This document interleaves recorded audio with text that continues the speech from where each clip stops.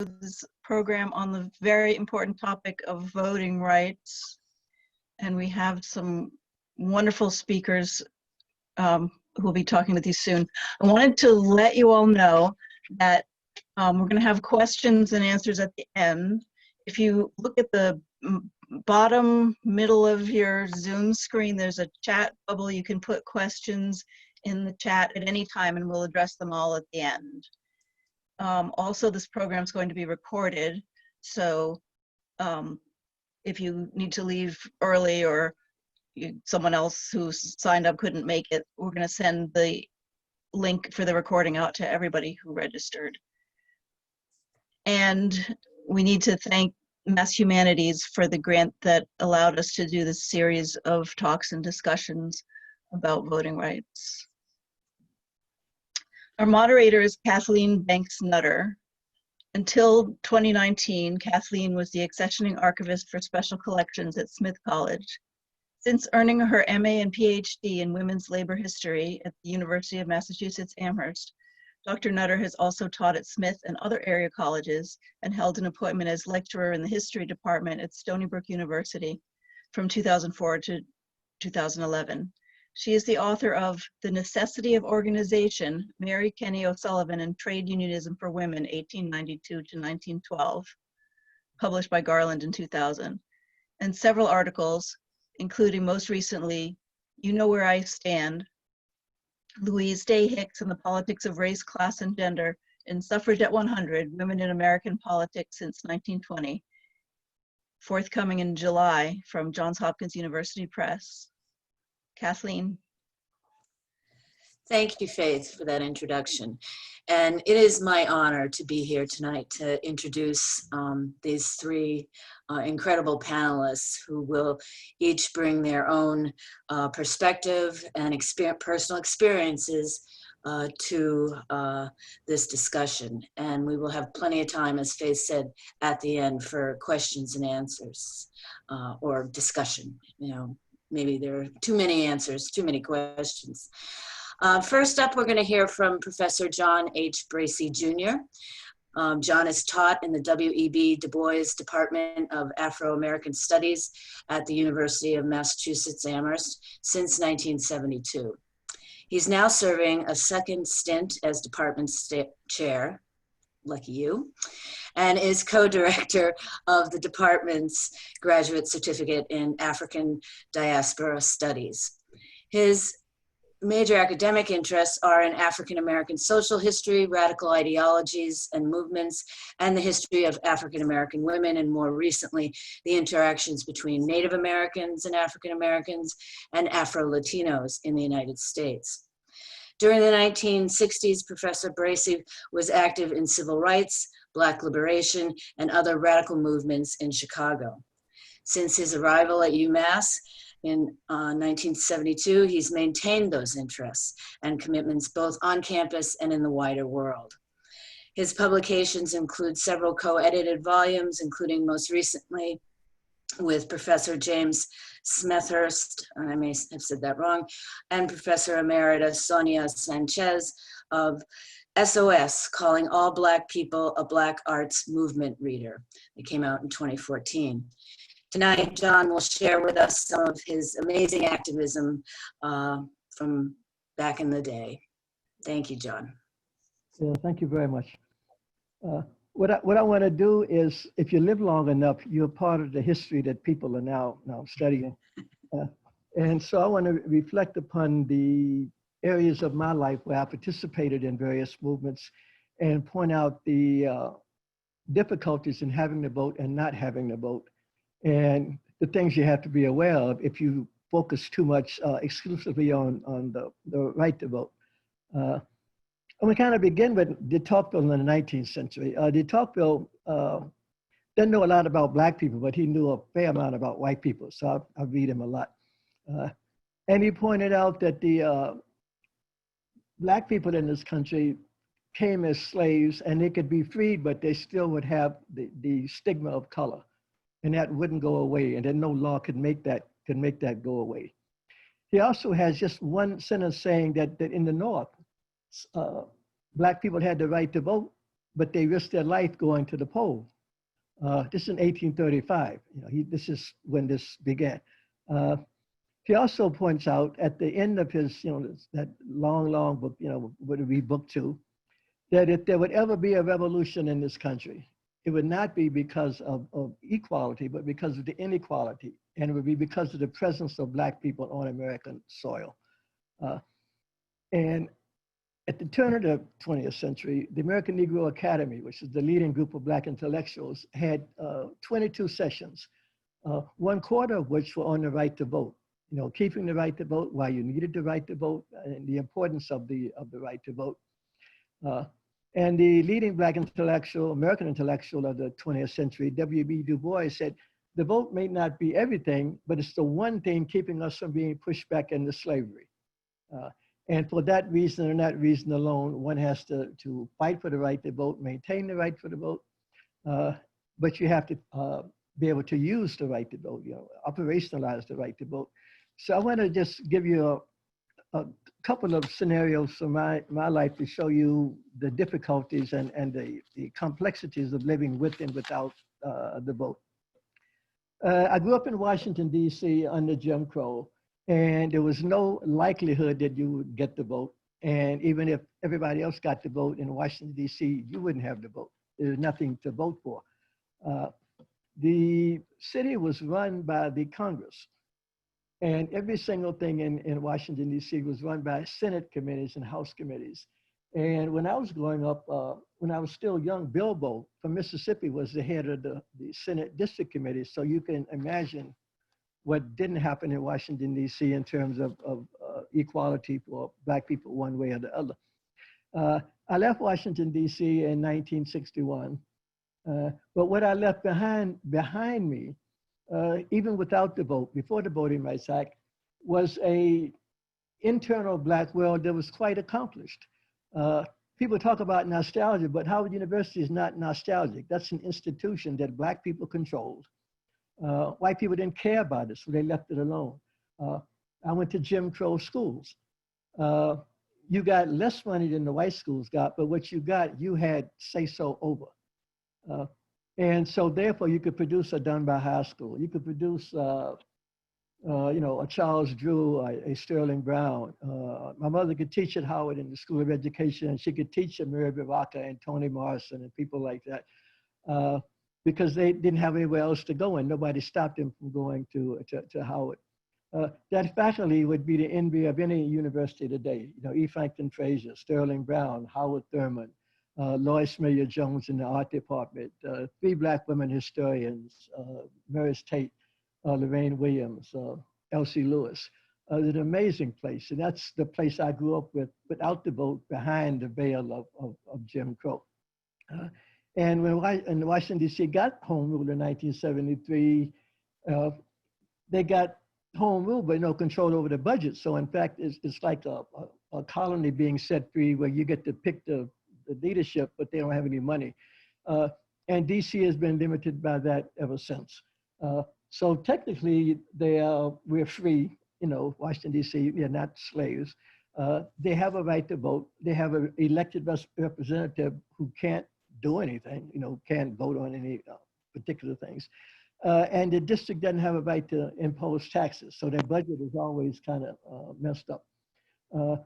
A simple way to get money to run Washington, D.C. would be just to do a poll, a tax on the bridges coming over 14th Street Bridge and George Washington Bridge.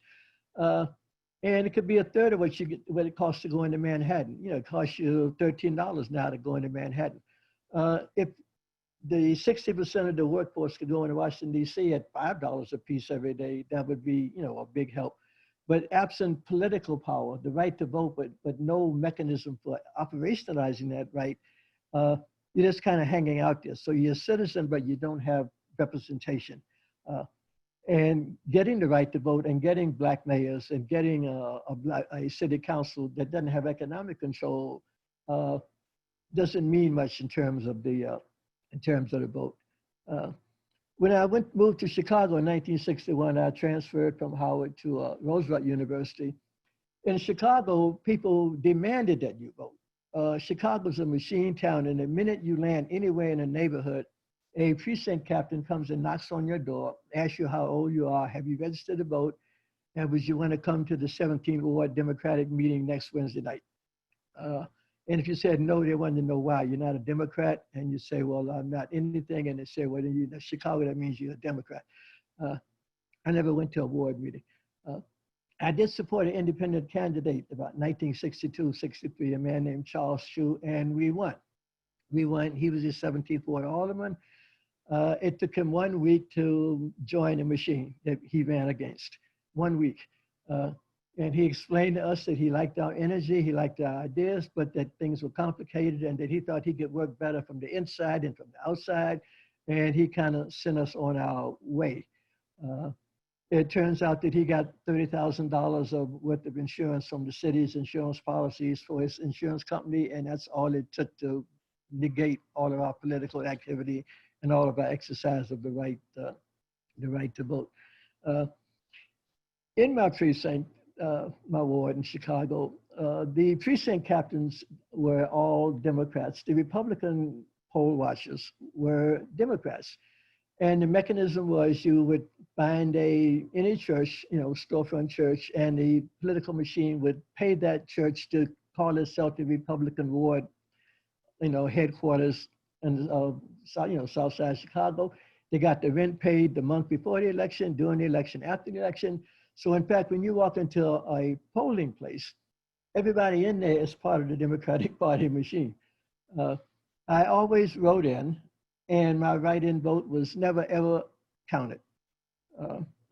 My neighbors knew me, they knew who I was. They didn't mind stealing my vote. All I wanted was to get Dick Gregory's name in the newspaper the next day. Bill Dawson, 5,000, somebody else 2,000, and Dick Gregory won.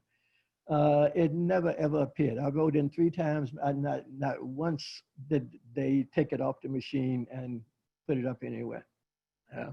The policeman who was guarding the poll was usually in the corner sound asleep and didn't want to be disturbed.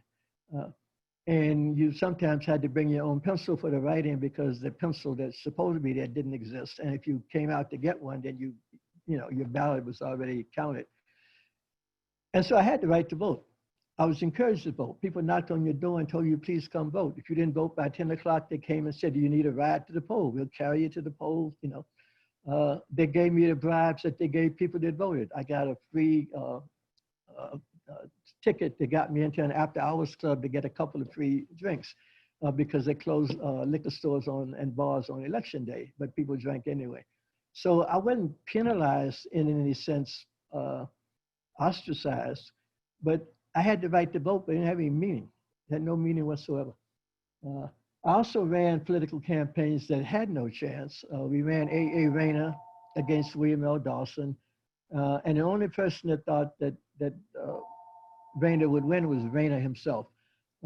We knew we didn't have a chance against Dawson because Dawson controlled virtually every appointment, every job in that 2nd Congressional District. He could get your kid out on parole. He could get your kid a job, on the garbage truck. He could claim to get you on welfare by calling up the welfare office and asking, for your name when you're there. And you go through the procedure and you claim you came out getting on the aid for dependent children in 2 weeks instead of the month that it usually takes. But it only takes 2 weeks. But Dawson always said it took a month, but he'll try to speed it up. And so he had your vote and your loyalty, and it didn't matter what you thought about him. It didn't matter what you wanted to do. Everything went through the machine. And so you can have a vote, but if you don't have a way to get your candidates on the ballot, to move your people through the system, to get an agenda before the city council, then a vote in and of itself, without the backup to use it, it's just the first step. You have to have it, but you have to have a lot more than just the right to vote in and of itself. And again, you're encouraged to vote. You're urged to register. People will walk you down to where you have to go to register. They'll register for you if you don't want to go, maybe twice. But you weren't pushed away from the polls. You were dragged to the polls.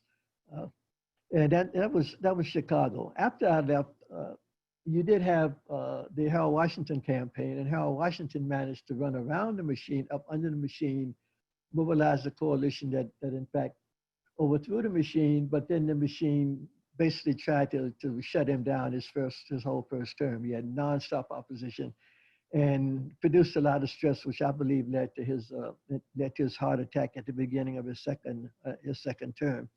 And Chicago's kind of back in the Sibire machine kind of mode ever since. And in fact, it's that machine that enabled Barack Obama to win the presidency, because he had, Harvard credentials, high-tech support, and a street campaign that was like, that he operationalized that turned out amazing amounts of voters, amazing amount of energy. But that's Chicago. My other experience is less pleasant. I was in the South in 1965 in Alabama and Mississippi. I was working on a project interviewing Black college students, but it happened to coincide with the Spelman to Montgomery March. So I spent a month at Talladega, a month at Tuskegee, and a month at Tougaloo. And Tougaloo was the kind of headquarters of the Student Nonviolent Coordinating Committee in Mississippi, the kind of safe haven. And Talladega and Tuskegee were safe havens for voter registration and civil rights organizing in Alabama. The response in the Deep South to the right to vote was, in fact, to basically intimidate you and necessary to kill you. I had friends in both Mississippi and Alabama who were murdered during this period. Wayne Yancey, who I knew out of Chicago Court, went to demonstrations, got locked up together, went down to Mississippi and got killed in a car crash a month after he got there. His car was forced into the passing lane, and he was demolished by a truck, an 18-wheeler that plowed right through a small car and killed him. Sammy Young I knew when I was at Tuskegee. He was part of that group of SNCC people with George Ware and Simeon Schutz. James Foreman came through, that were organizing in Alabama, but kind of based out of the Tuskegee campus. And Sammy Young got murdered maybe a month after I left. I understand the resistance in the South, because the political power in the South, if you look at it, you just look at geography, you will see that if you control Mississippi and Alabama, you're controlling the opening to the Gulf of Mexico, you're controlling the lower Mississippi Valley. This is tremendous economic power. If you look south as a person of color, you're looking into Central America, Latin America, the British West Indies. And if you have some political control, you can work out trade agreements, you can work out alliances, you can work out things with people of color having some sort of priorities. It will be a totally different agenda than what you get if you don't have the vote and can't utilize the vote. So I understand full well people in Mississippi and Alabama fighting to the death to hold on to what, to keep Black people from getting that power, because the possibility of losing there is tremendous. And in the back of everybody's head, of course, is the Haitian Revolution. There's still a fear of Toussaint Louverture and the Haitian Revolution in the Deep South to this day. And if you just read, Faulkner's Absalom, the whole book is a kind of tantrum about the Sutpence Negroes who are from San Domingo, who are going to hook up with white females in the South, and the whole South will disappear. So there's an existential kind of fear, I think, that white Southerners had about Black political power. And so the resistance there was violent, it was intensive, and it cracked a bit. It cracked enough to get Black political representation, but then again, not enough to get economic control, to get enough to actually run the state as a state. And so you have gerrymandered districts, so you can get, consistent Black leadership, but you don't have enough control to get anything more than small things inside of your district. So the new buildings at Tuskegee, Tougaloo has a nice new building named after Benny Thompson, who's a congressman. You can get those kind of things, but when it comes to the basic political power that would get you to transform the lives of Black people in the state, that doesn't exist now. It didn't exist 100 years. It doesn't exist now. And the resistance in the South is still as ferocious as it was, 100 years ago, and 50 years ago, and 70 years ago. The other implication of the vote in the South has to do, if you really free up both African Americans and Native Americans, you have an alliance, because like a minimum 1/4 of the population of Mississippi and Alabama are mixed with Native Americans, Choctaws and Cherokees and Creeks. And in Oklahoma, the percentage is even higher. Texas is even higher.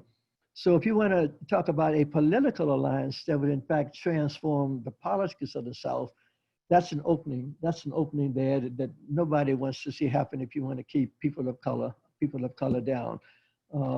It's no coincidence that all black towns started in the South after the Civil War in Oklahoma are next to Indian reservations, because that's where their relatives are, and they would move freely back and forth.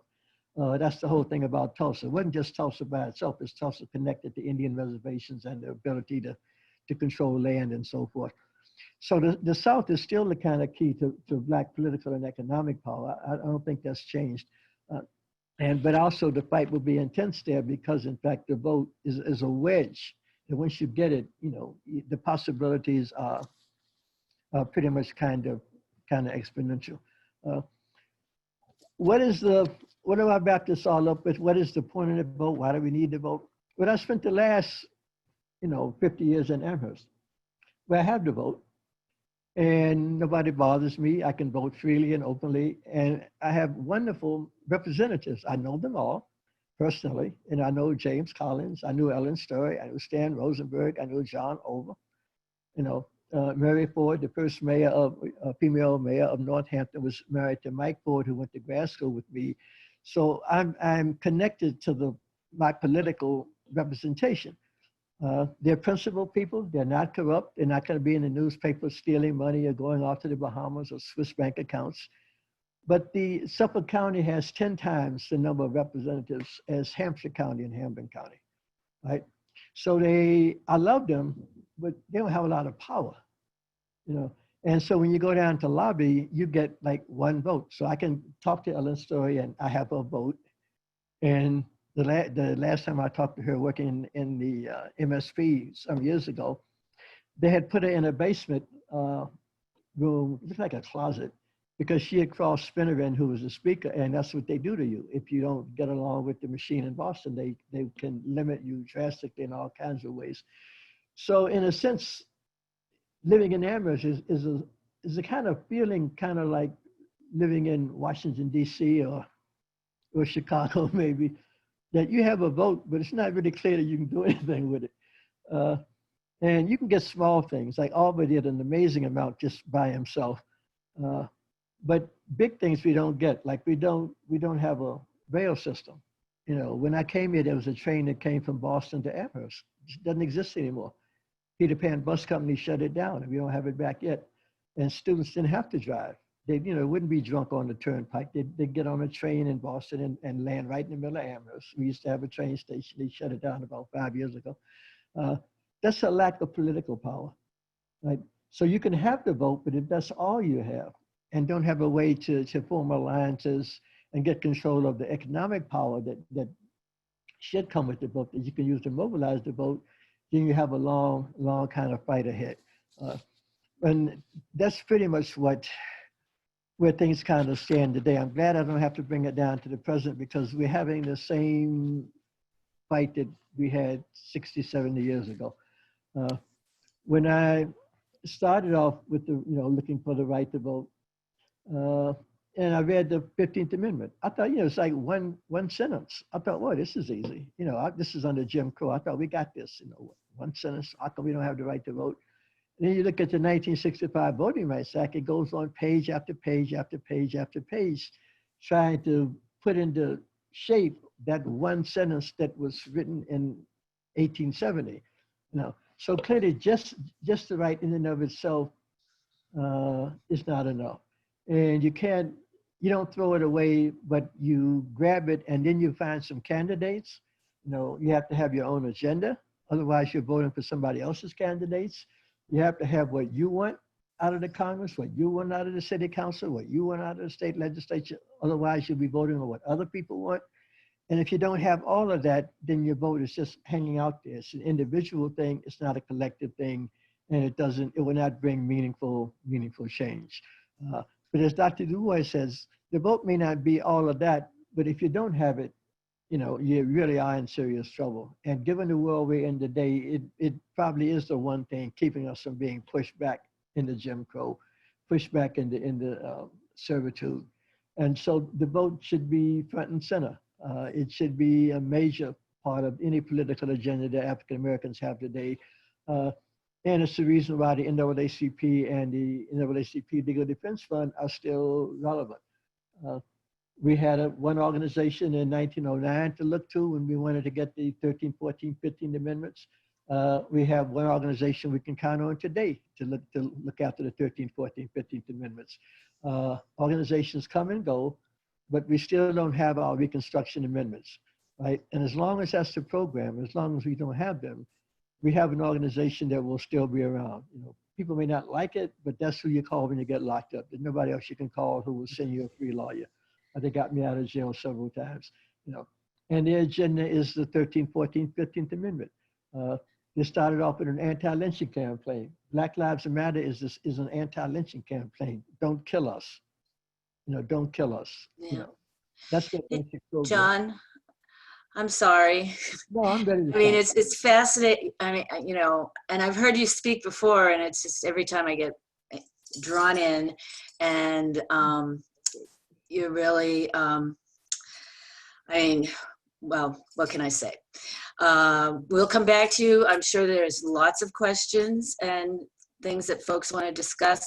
And be sure, those of you out there watching and listening, to put something in that chat box. That's our Q&A for tonight. And we've got two more great speakers to hear from. Next up is Tracy Parker, who is an assistant professor in the W.E.B. Du Bois Department of Afro-American Studies at the University of Massachusetts Amherst, and a W.E.B. Du Bois Institute Fellow at the Hutchins Center for African and African American Research at Harvard University. Tracy's the author of Department Stores and the Black Freedom Struggle, Workers, Consumers, and Civil Rights from the 1930s to the 1980s, which came out in 2019 and has gone on to my wish list.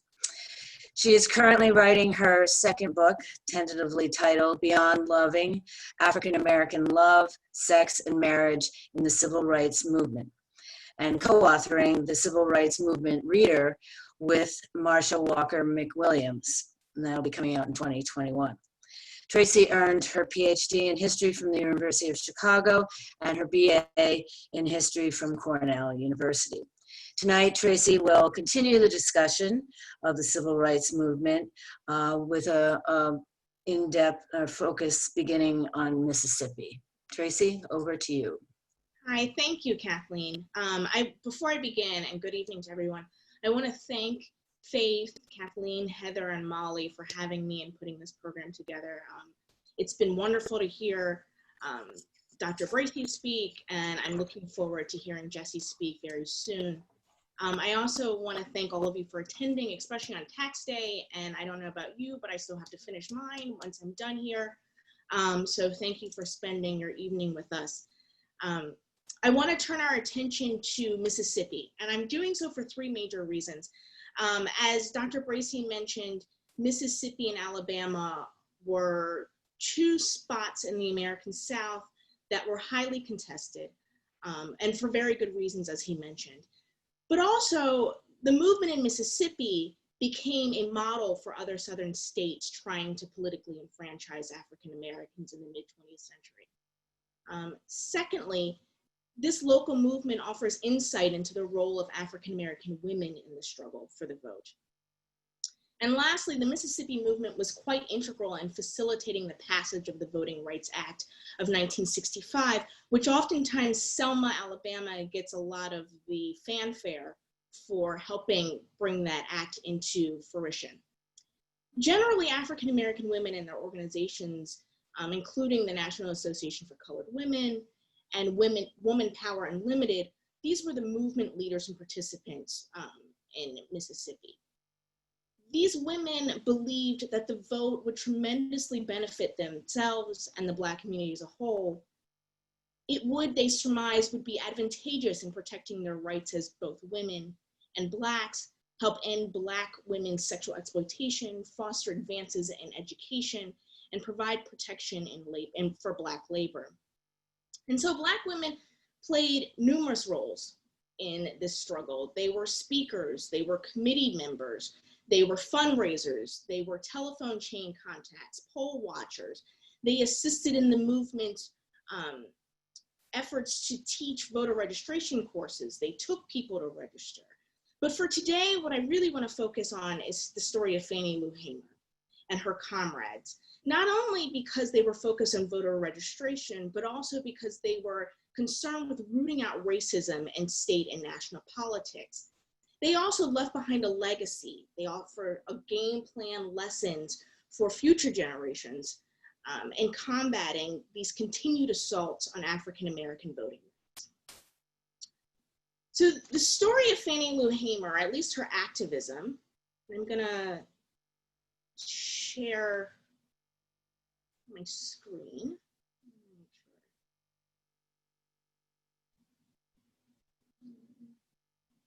Forgive me.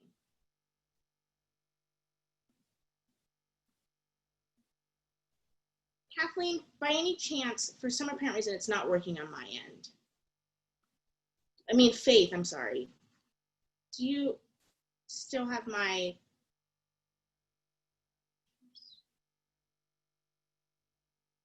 I'm sorry. So the sharing screen's not gonna work my end, I apologize. So the story of Fannie Lou Hamer begins, at least her activism when it comes to voting rights, begins August 1962. She attends a Student Nonviolent Coordinating Committee meeting, SNCC, on Black voter rights. And at the time, she's about 44 years old and she's a sharecropper. And it's at this meeting, thank you, Faith. You can skip to the next slide if it helps. Thank you. It's at this meeting that she commits herself to the dismantling of the then near centuries old Mississippi Plan. Now, the Mississippi Plan was a strategy codified into the state's 1890 Constitution to disenfranchise African Americans. And as Dr. Bracey mentioned, Mississippi was notorious in its resistance to Black enfranchisement. In addition to legal measures such as poll tax requirements that restricted voter registration, African Americans had to contend with the harassment and brutality of white registrars and the police, who were brazen in their outright refusal to register African Americans and used violence or the threat of it to turn potential registrants away. African Americans were routinely fired from their jobs, beaten or had their jobs taken out, fired from their jobs, beaten, or had shots fired into their homes. It's important to note that Fannie Lou Hamer is not Rosa Parks, right? Fannie Lou Hamer is not someone that I would argue that the National Association for the Advancement of Colored People would have looked to be the leader of the Mississippi, be one of the leaders of the Mississippi voting rights movement. She's a Mississippi native. She's the 20th and the last child of impoverished sharecroppers. At the age of 6, she had joined her family picking cotton. By the age of 12, she had left school to work. In 1944, she married Perry Hamer, and the couple toiled in the Mississippi plantation, owned by B.D. Marlowe until 1962. Because Hamer was the only worker who could read or write, she also served as the plantation timekeeper.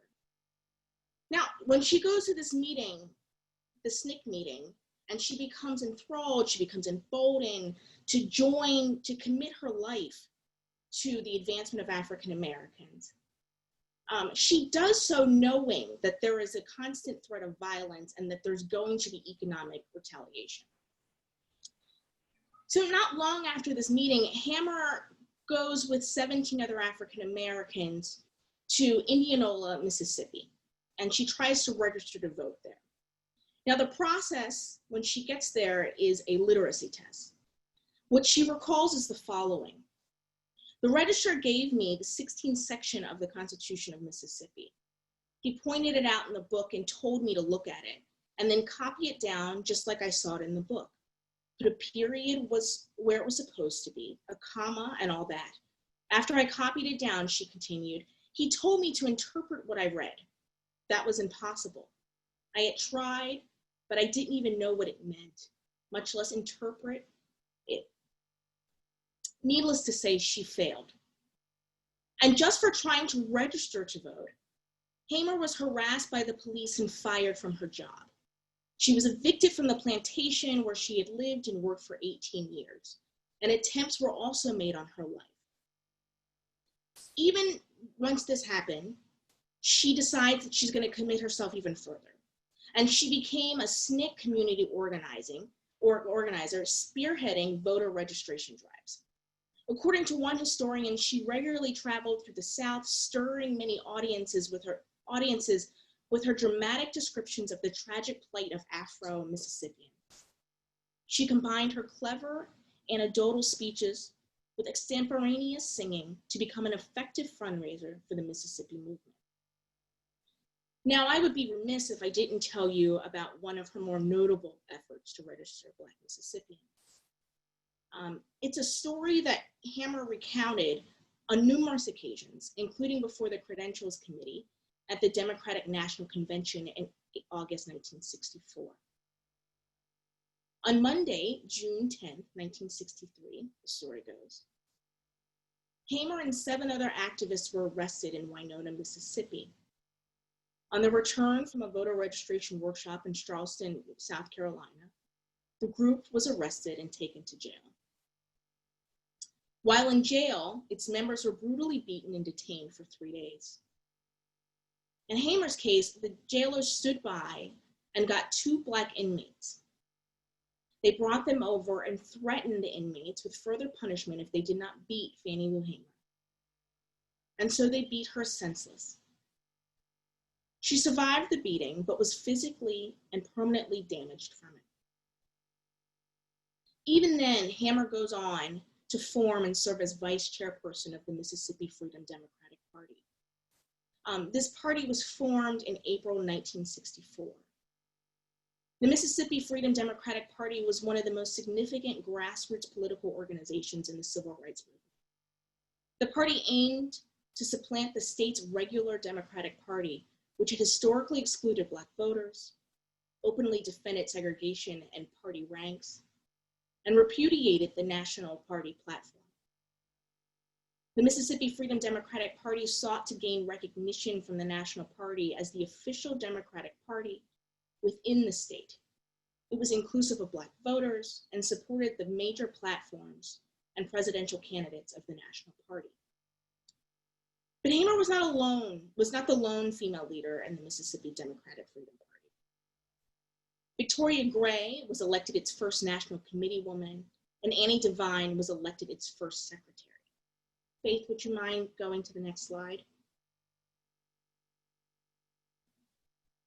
Thank you. Victoria Gray, just very shortly, her story is that she was trained under the great educator Fatima Clark, and she uses her tutelage from Clark to launch a citizenship education program in Hattiesburg, Mississippi. The program provided adult literacy skills as a means of personal empowerment and preparation for voter registration. Annie Devine joined the Congress of Racial Equality, CORE, their Canton voter registration project in 1961. At the time, Canton had no registered Black voters, even though 75% of its residents were African American. Within 2 years, she was running the organization's Canton office.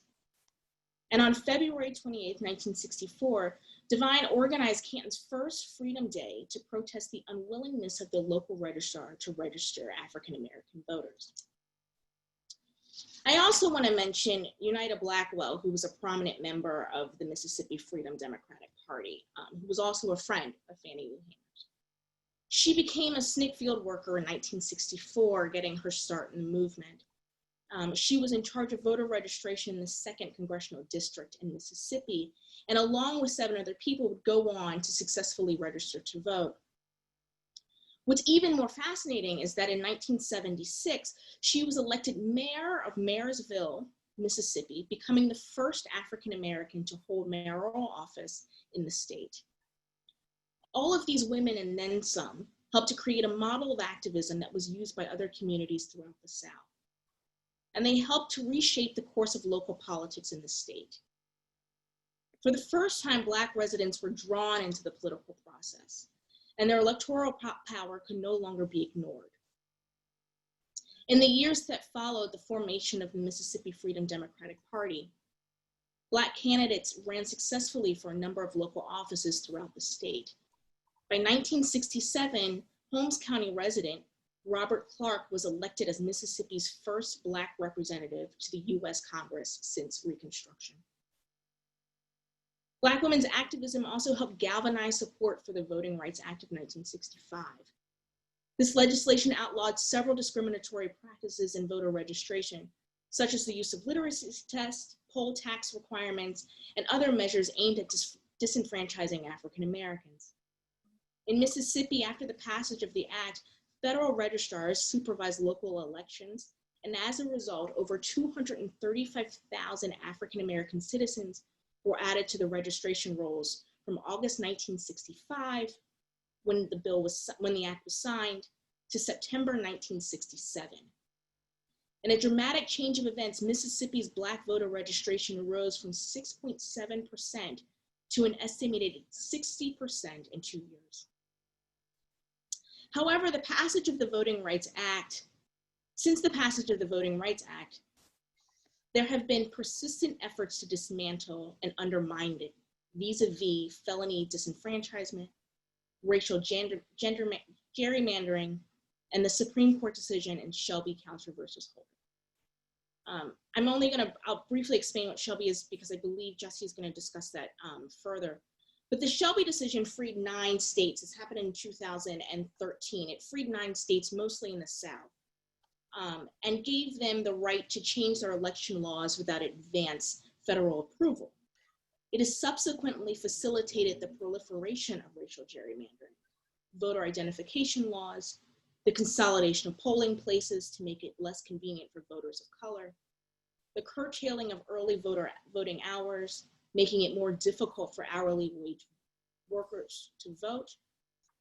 And it has purged voters, the disproportionate number whom are minorities, from voting lists under the pretext of quote, list maintenance. Once again, however, African American women are at the forefront of this movement to protect African American voting rights. One might say that they are today's Fannie Lou, Annie Devine, and Victoria Grays. Black women were part of the lawsuit that forced the redrawing of Mississippi voting districts to correct racial gerrymandering in 2019. Today, the woman-founded and led Black Lives Matter movement collaborates with the nonprofit Rock the Vote to register voters and has established #WhatMatters2020 campaign. This campaign encourages Black Lives Matter supporters and its allies to head to the polls in the 2020 US presidential election to build collective power and ensure that candidates are held accountable for issues that systematically and disproportionately impact African Americans and underserved communities across the nation. There's also a campaign called Black Voters Matter that was co-founded by Flint political organizer Latasha Brown. And this campaign works to boost Black voter turnout in elections at every level by going into Black communities that politicians don't normally know about or think about. And it focuses on the grievances that rarely get candidates' attention during elections, especially presidential elections. It then gives concerned citizens and community groups the tools to force change. The organization reasons that those who gain meaningful influence in their communities develop a faith in democracy itself. They can become enthusiastic or at least frequent participants at every level and create social pressure for others to do the same. It is an approach that banks on the fact that Black citizens' concerns are often ignored, treated like the fallout of character flaws rather than policy failures. The group has been mobilizing voters in Flint, Michigan, It drew attention to local voting violations during the 2018 Georgia governor's race that Stacey Abrams, an African-American Democrat, nearly won. And in 2019, it used a combination of tactics to help elect the first Black mayor in Montgomery, Alabama. And the last group that I want to point to is Woke Vote, that was also founded by an African-American woman, Tawana Thompson. Now, this is a program that trains new organizers and engages historically disenfranchised voters across the South. In 2017, their efforts in Alabama contributed to the election of the first African-American Democrat US Senator in over 25 years.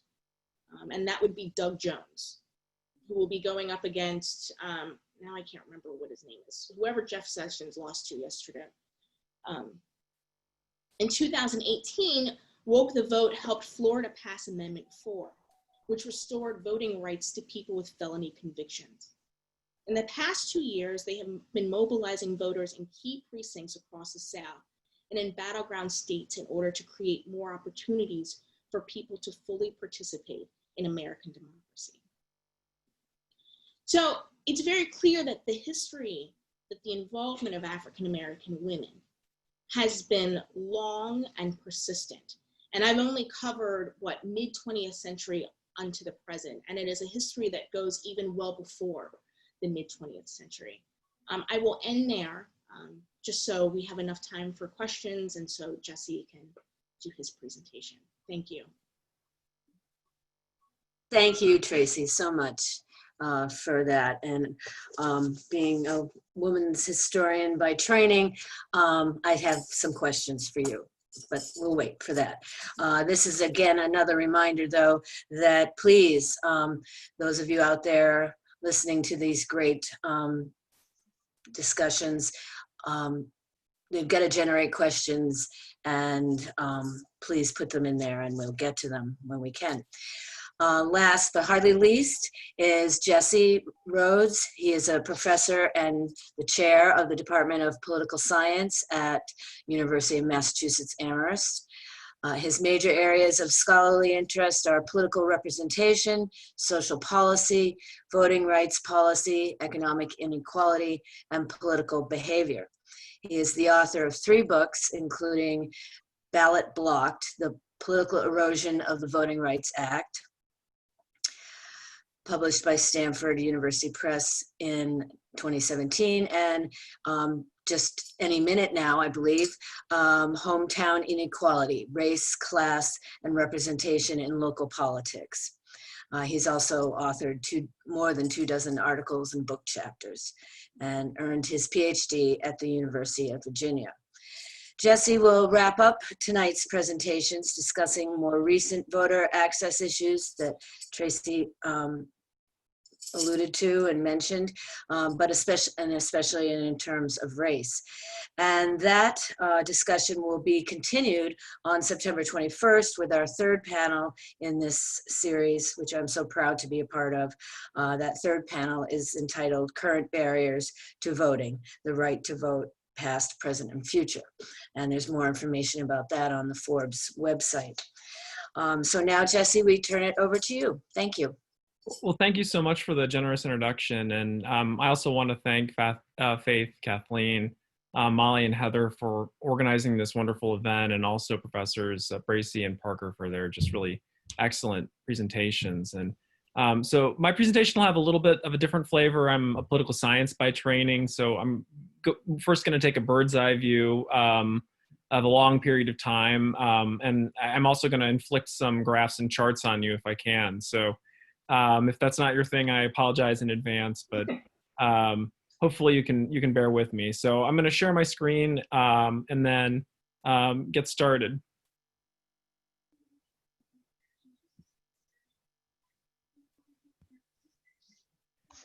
So what I want to do is provide kind of an overview of the Voting Rights Act, and then kind of walk us through some really important and interesting developments that take us from around 1965, where I think Professor Parker left us off in a large part of her conversation, and take us to the future.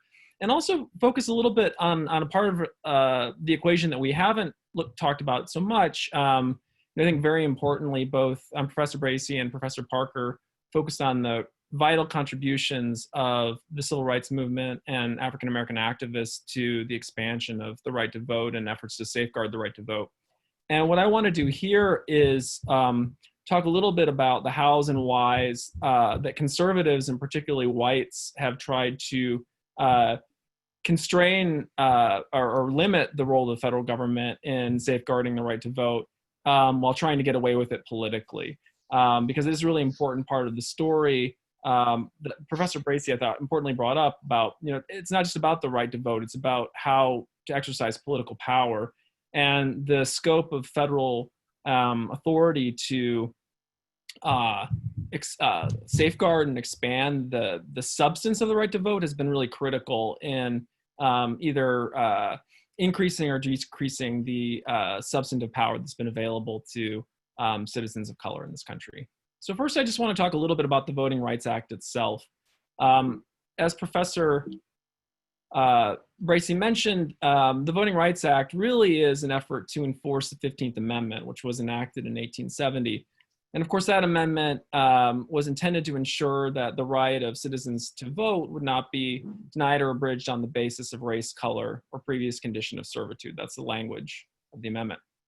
Now, of course, it wasn't enforced in any meaningful fashion between the 1870s and the 1950s. So, to a very important degree, especially after the 1890s, the 15th Amendment was effectively dead letter, particularly in southern states.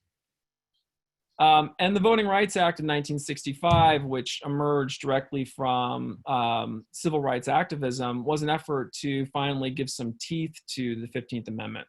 And the Voting Rights Act did that in some very innovative and important ways. So it outlawed discrimination and access to the ballot, and actions that had either discriminatory intentions or that had discriminatory effects, regardless of whether there was intent on the part of the perpetrators. It also outlawed actions that have the intent or effect of diluting the voting power of citizens of color. And that became very important after the late 1960s, when formal barriers to the vote were eliminated. There were still many ways in which state, local governments could act that would have the effect of limiting or diluting the actual substantive influence of citizens of color in elections. It empowered the federal government and individuals to sue for redress to enforce the 15th Amendment. It empowered the executive branch to register voters and monitor elections. Very importantly, as it's been alluded to, the Voting Rights Act empowered the federal government to review proposed changes in election rules in jurisdictions that had histories of racial discrimination in voting. And what was really important here is that this process, called the pre-clearance process, first of all, it entitled the federal government, either the voting rights section of the Department of Justice or the federal courts, to review proposed changes in election laws before they went into effect. But then also, the pre-clearance process put the burden on the jurisdictions that were proposing the changes to justify the changes. So ordinarily, civil rights litigants would bear the burden of proof of demonstrating that a policy violated the 15th Amendment in the Voting Rights Act. The pre-clearance process was really, really important because it reversed the burden of proof and put that burden on jurisdictions that were proposing voting changes.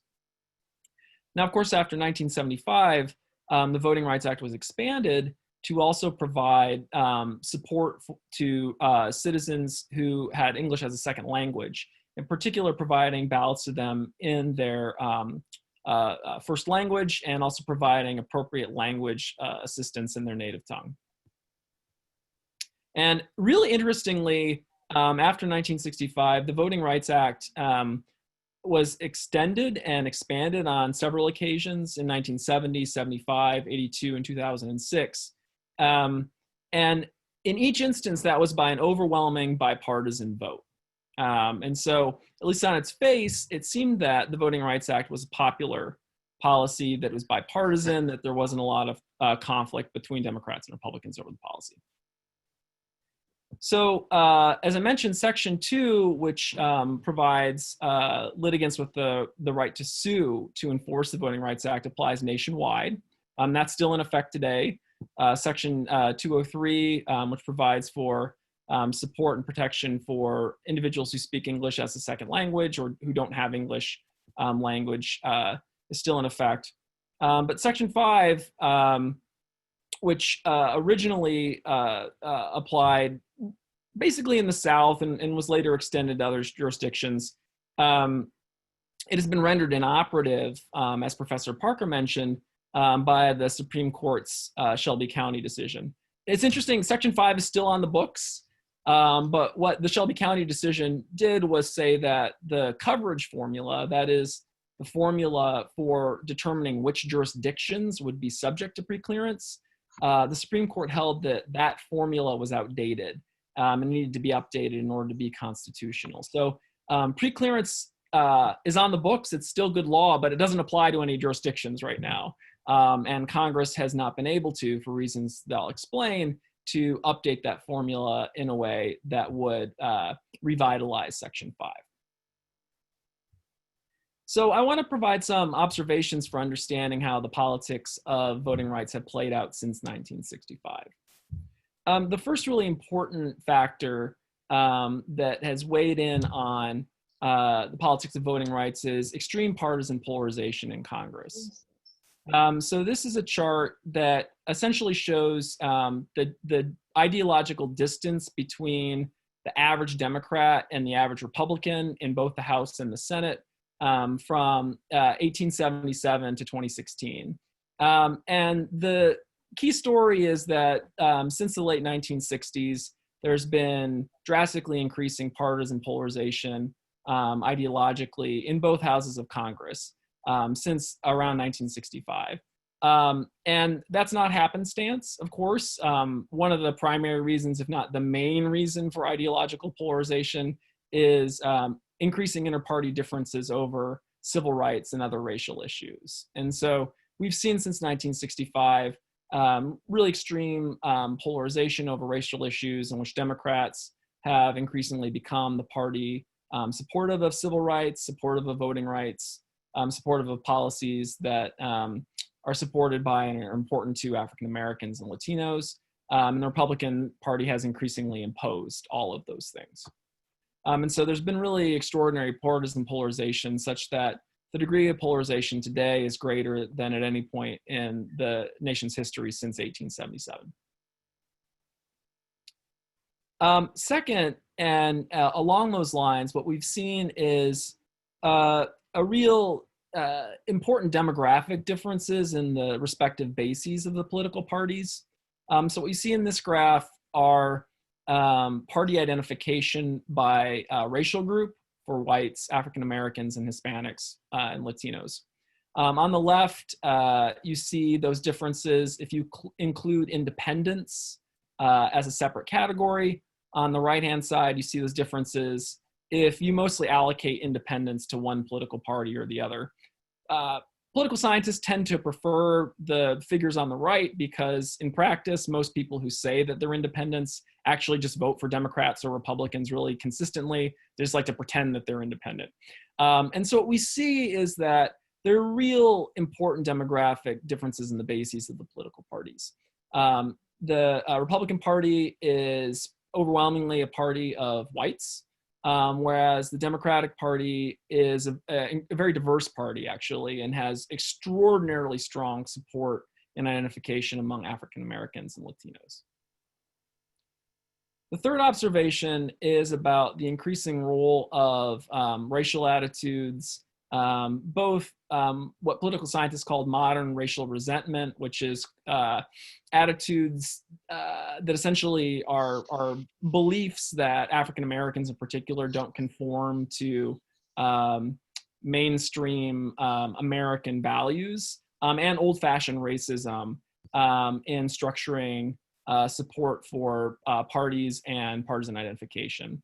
And so what you see in this graph are three different predictors of support for Donald Trump in 2016.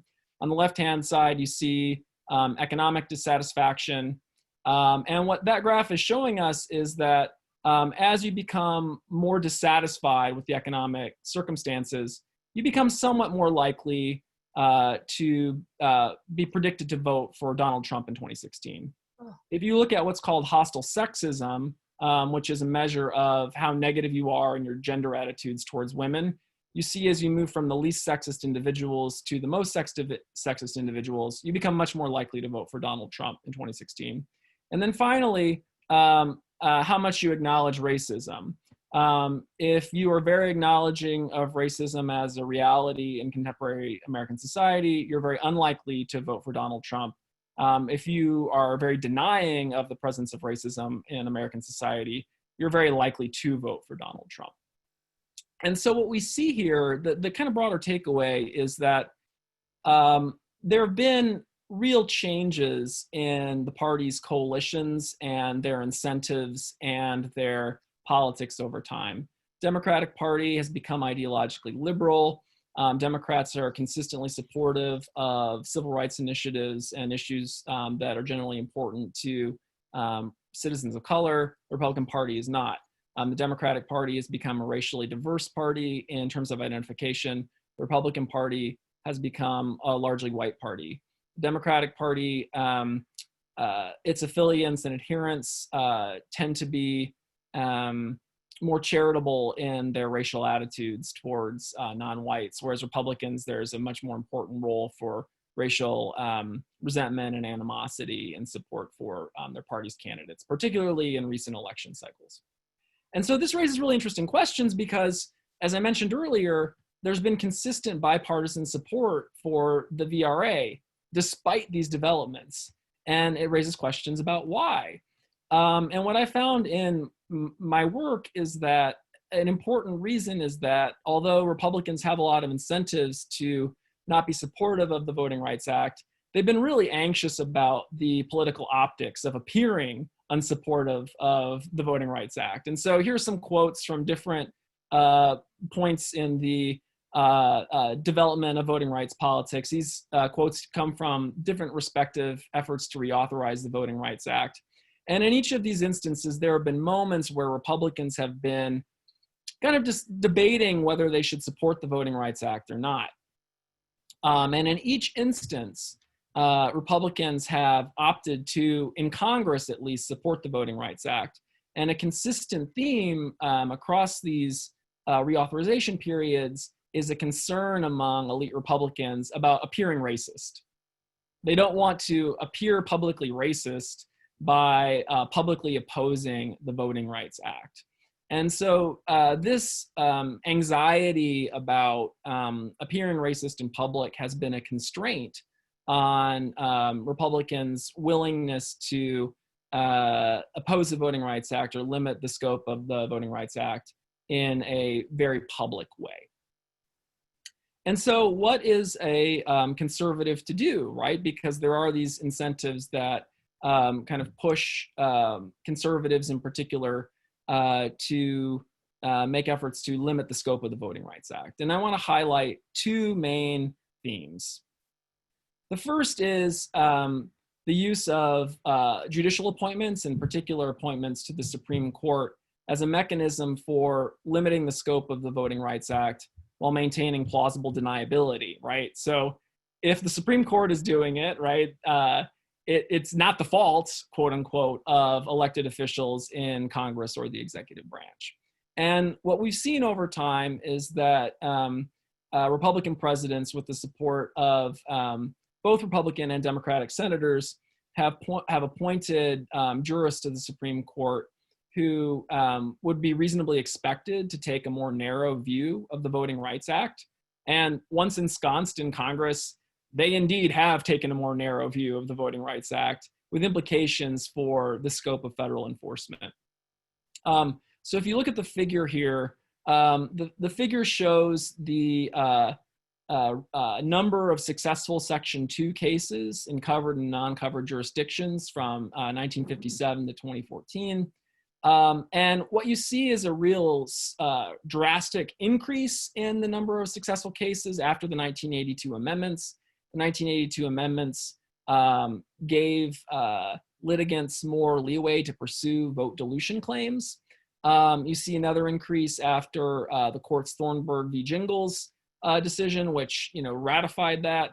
But then starting during the Rehnquist period, and particularly after 1993, the court's decisions tended to limit the scope of Section 2 enforcement, particularly by limiting efforts to create majority-minority districts as a remedy for the dilution of the votes of African-American residents in particular. And so we see, and then going into the Roberts Court, the continuation of that trend. And so we've seen a real drastic decline during the Rehnquist and Roberts eras of the rate and the number of successful Section 2 suits. And we see the same pattern with respect to the number of Section 5 objections and more information requests. So objection and more information requests are measures of enforcement of the preclearance process. And again, we see, pretty significant declines in the number of successful enforcement actions during the Rehnquist and Roberts era. And that is not a coincidence. It's a function in large part of the tenor of those cases. So the second really important theme, and I think both Professor Bracey and Professor Parker pointed to this, is that there's been kind of a shift in direction, and I would frankly suggest that it's misdirection among conservatives, of the propagation of this narrative of voter fraud. That there's claims that are prevalent in conservative media, among conservative political actors, by the current president of the United States, that voter fraud is a serious problem, and that efforts need to be taken to limit voter fraud and ensure the integrity of American elections. Now, it's really important to keep in mind that there is basically no evidence that there's voter fraud by impersonation in American elections. There have been numerous scholarly efforts to find voter fraud by impersonation in American elections, and they're unsuccessful. And even Donald Trump's own attorneys following the 2016 general election acknowledged that fraud and in particular fraud via voter impersonation was not a problem in the elections. And yet this narrative is perpetuated. And it has contributed, as I think has been pointed out earlier, to the expansion of policies that tend to raise the costs of voting. So voter identification laws are the most well-known and prominent of those, but there are also more insidious and difficult to track measures. I think, as Professor Parker mentioned, efforts to consolidate polling places, eliminate polling places, and so forth. So the Shelby County decision, which I mentioned earlier, it eliminated the opportunity for the pre-clearance process to be utilized since 2013. It's still on the books. It's just essentially dead letter. It's a zombie provision because Section 4 has been struck down. Now, the court left open the opportunity that Congress could create an appropriate formula that would survive constitutional review. But Congress has not been successful since 2013 in creating a formula that would obtain broad support. And Republicans have been very consistent in opposing efforts to create a coverage formula and rejuvenate the pre-clearance process. There have been several efforts since 2013, and they've been consistently unsuccessful. Now, again, the really important part here is that the demise of the pre-clearance process puts the onus on the civil rights activists to discover and litigate discriminatory election rules. And so the burden has shifted from those that would create discriminatory or policies that increase the burden on voters of color and put that burden on to civil rights litigants. So the bad news here is that we've got a legislative stalemate at present.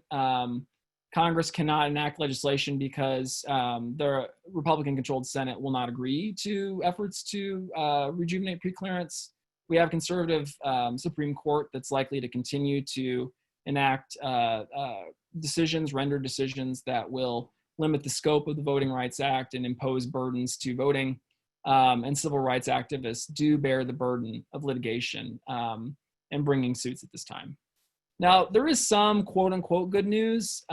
State election rules appear to have relatively small, if any, effects on aggregate turnout within states, but they may affect the distribution of turnout. That is disproportionately discouraging groups that are less likely to vote and have greater obstacles to vote.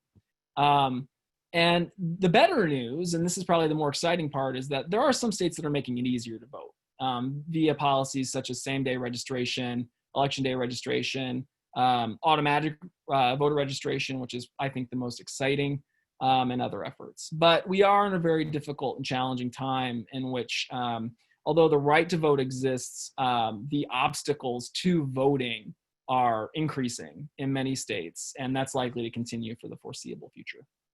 Thanks. Thank you, Jesse, so much for that. And to all of you, thank you. We had a couple questions come in, and I have some, just because that's the way I am.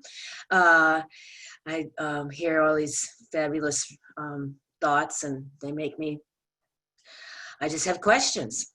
But first I wanted to start, because I think this is one that really, it came from one of our participants in the room, so to speak, and she, her name was there, so I'll say Anita Brown, wanted to know, and this is for all three of you really, how can African Americans' right to vote be guaranteed in perpetuity instead of that right needing an affirmed vote every 5 years?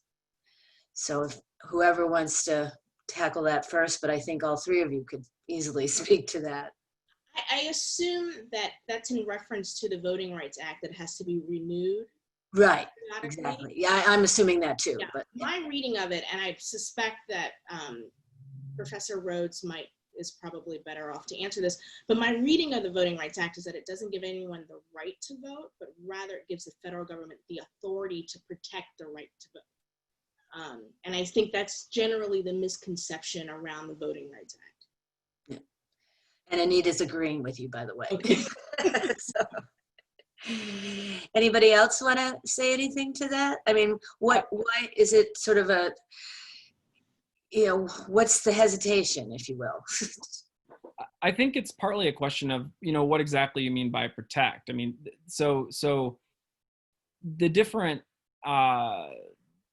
arms of the Voting Rights Act have different implications, right? So Section 2 is still in effect. People can utilize it to advance equity and non-discrimination and access to the ballot. It puts the burden on civil rights litigants to enforce, or the federal government if it's willing, which it sometimes isn't, and it also has limited resources.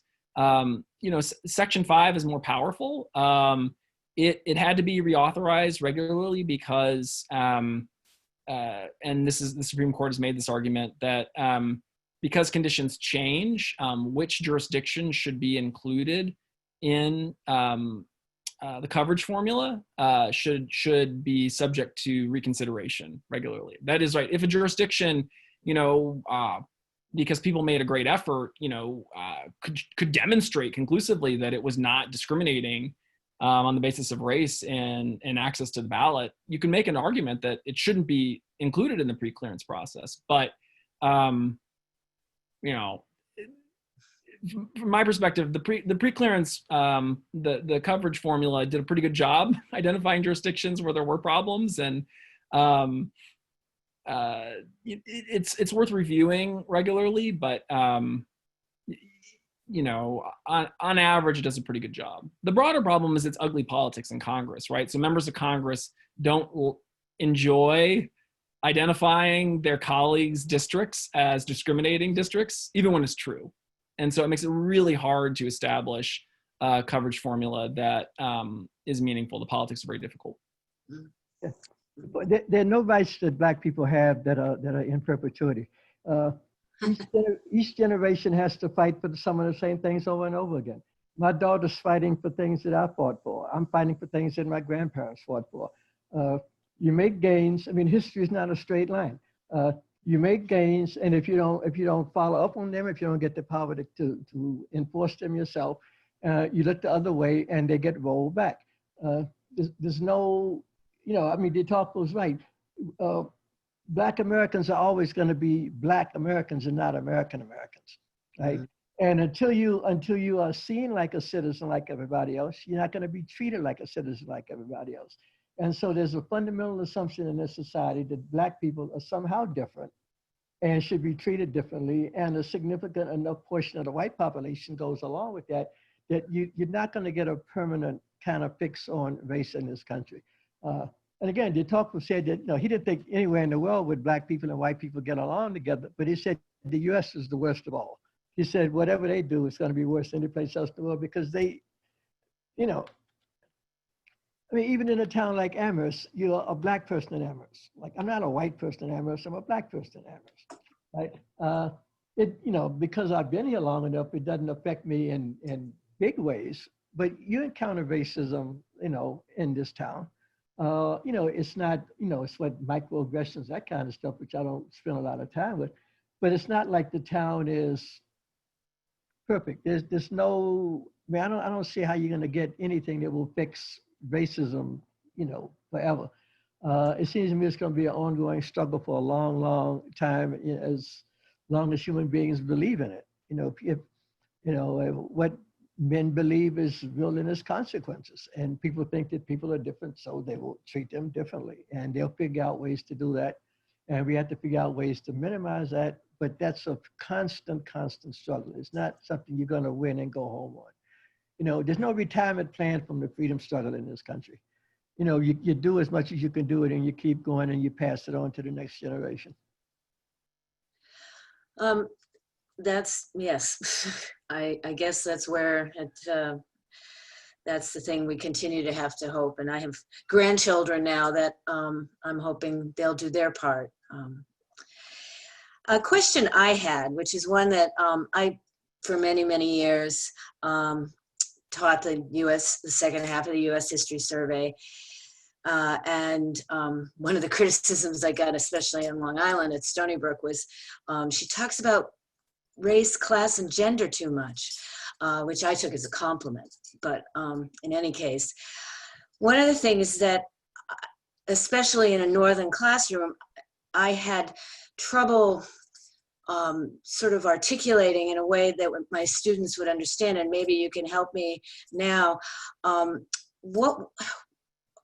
After the civil rights movement moved north, so to speak, in 1966, 67, and the Poor People's Campaign became part of Martin Luther King's work and the work of so many others, what was the impact of that on the larger civil rights movement then and since, would you say? Well, first of all, it didn't move north. It was always in the north. I got locked up in 1963.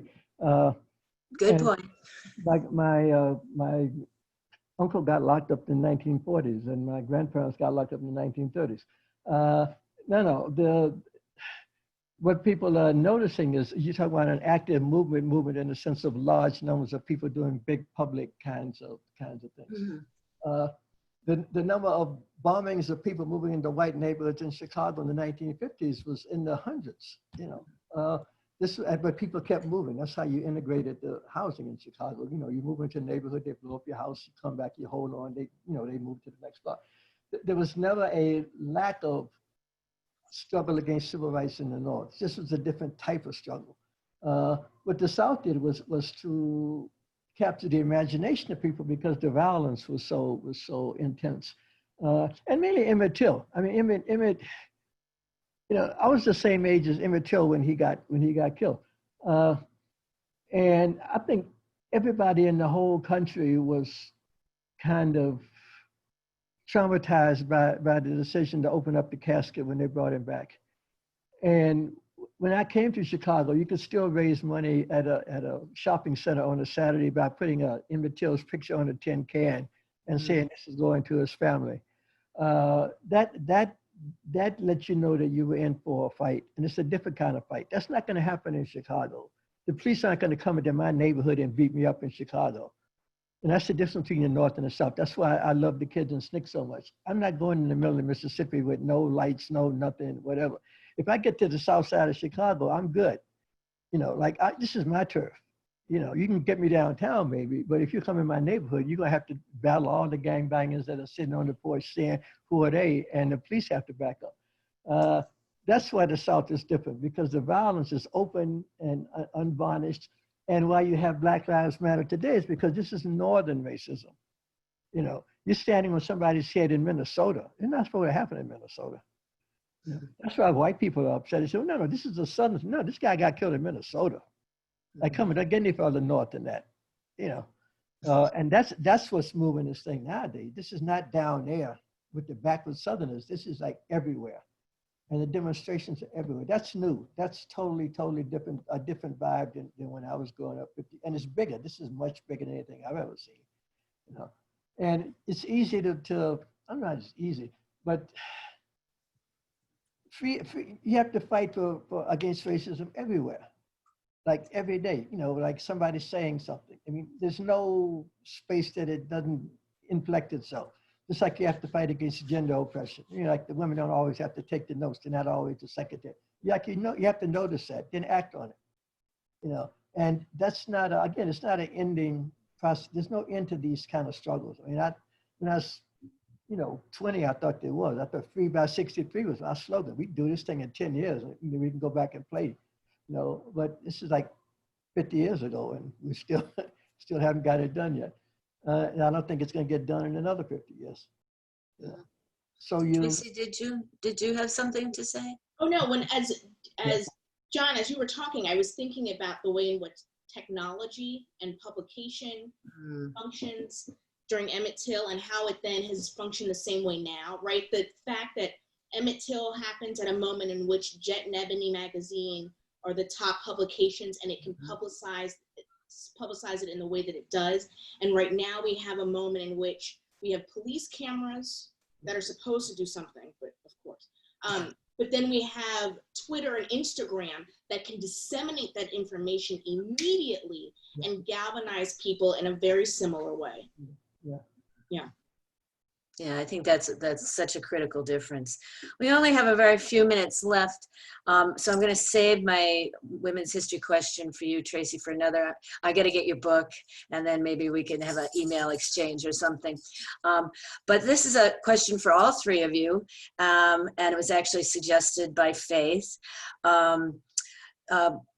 Your thoughts, all three of you, on the